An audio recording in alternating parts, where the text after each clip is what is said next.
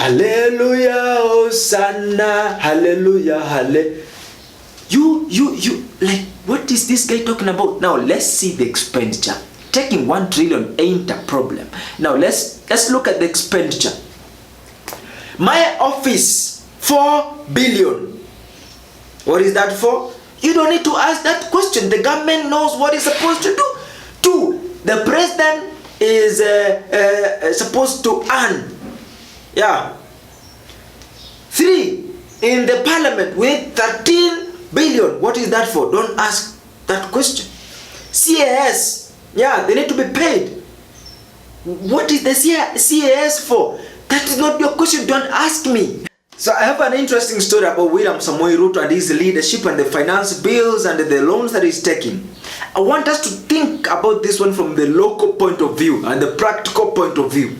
And I watched a guy on TikTok and he was talking about the same thing, but I want us to spread this message for every other person to understand. Listen to this. You are an employee and the company you're working for pays you 100,000. Let's say that. Now you're earning 100,000. That's your salary minus they have taken away what is that called? The earners you pay as you earn, taxes, mandatory deductions, and what is that called? NHIF, NSSF, and every of those, car mortgage, due house, what, everything is taken away from you, and you are earning 100,000 shillings. Now, according to your plan, in your book, this is what you have. This month you have earned 100,000. Now, in this case, this is what you want. You want to buy a land worthy 800,000. And the same month, you want to take your family for vacation in Dubai. In the same month, you want to do what? You want to buy a car for your wife, yeah.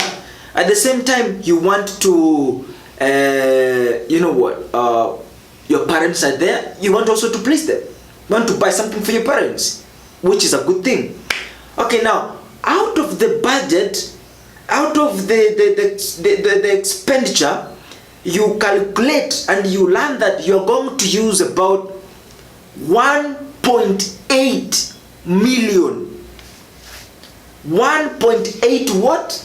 Million. How much do you earn a month? You are earning 100,000. Look at this person.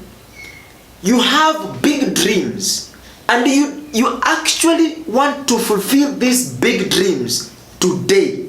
And now what you want to do, you want to use your 100,000 to go to Dubai, buy your girlfriend or your wife a car, take your girlfriend, please your parents, buy your parents something, and buy a land.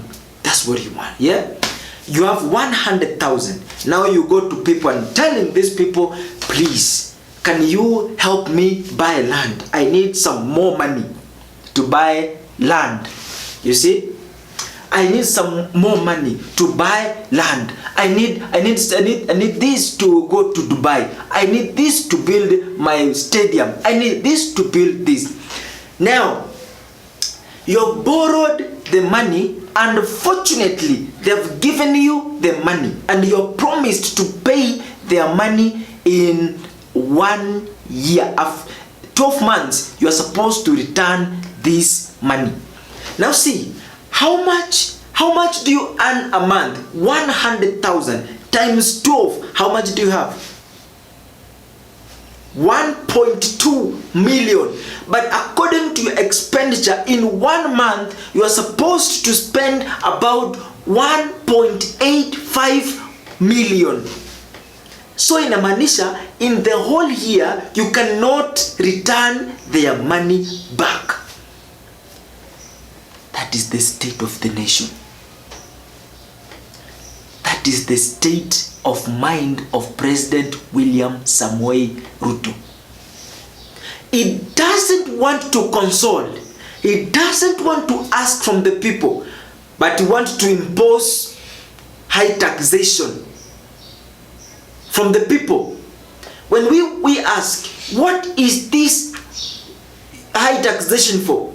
We want to put up this. We want to put up this. Now, again he comes and tells us, you know what, people? We have to live within our means. And we say it's a good idea. Okay, now, how are we living? How are we operating? How are we going to work within our means?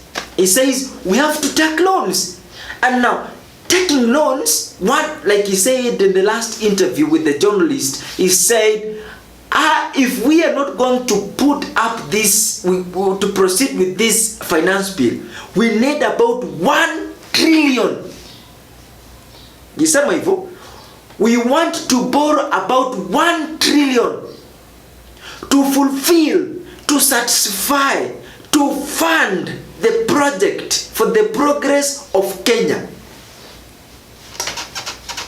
Hallelujah, Hosanna, hallelujah, hallelujah. You, like, what is this guy talking about? Now, let's see the expenditure. Taking 1 trillion ain't a problem. Now, let's look at the expenditure. My office, 4 billion. What is that for? You don't need to ask that question. The government knows what it's supposed to do. 2, the president is supposed to earn. Yeah. 3, in the parliament with 13 billion. What is that for? Don't ask that question. CAS, yeah, they need to be paid. What is the CAS for? That is not your question. Don't ask me. Funny. We want 1.9 billion to build a stadium like US. President, how is that pleasing? How is that necessary for the progress of the people of the Republic of Kenya? Don't ask me that question. Now, you just have to pay because we already have loans. And so because you don't want to have loans, you have to pay. And when you look at why can't you just reduce the expenditure from your office? Why can't you just put it 1.5 billion or maybe 2 billion? You are deputy. Why can't you just reduce it to 1.5 billion? Parliament, why can't you just do it 10 billion? What is the problem with that? This is stadium. Why can't you put it on hold? We don't want it for now. For now, according to the situation of the people of the Republic of Kenya, we don't need this for now. We don't need it. Why can't you do? No. You don't know my vision. Now the question is this guy fulfilling his own vision for his own interest, or is doing all this for his own for the interest of the people of the Republic of Kenya? Very controversial. Very controversial. So you see, he is a president with pride. He is a president with self-interest. You understand? We, as the people of the Republic of Kenya, it is necessary for you to pay taxes. We think it is very what? Necessary for you to pay what? Taxes. Because paying taxes enhances the establishment of the project, which in return employs the people. You get it? But at the end of the day, when you listen keenly, you understand the people who are in the offices are even retired. They don't have a certification. They don't have a qualification to be in the offices. But they are there because of corruption. You understand? The right people supposed to be run the offices are not running the offices. So there is corruption. President, how are you going to curb the corruption rate in our country? That is a question for every other person. We're supposed to ask that question for every other person to participate in ending this and that. President, but what about this expenditure using to travel every time going back? But I'm representing your views to other people. But we, the people of the Republic of Kenya, we did ask you to do this. Traveling. We want you to understand what we need. You understand? Mr. President, can I tell you something? We have learned you that you are a serial liar. And because you are a serial liar, no, even if you sweet talk us, we no longer trust you that you can fulfill what you are going to promise from now henceforth. Maybe a few of your men are going to trust you, Akina Kimani Ichung'wah and the other people, but the rest of the Kenyans, we are watching.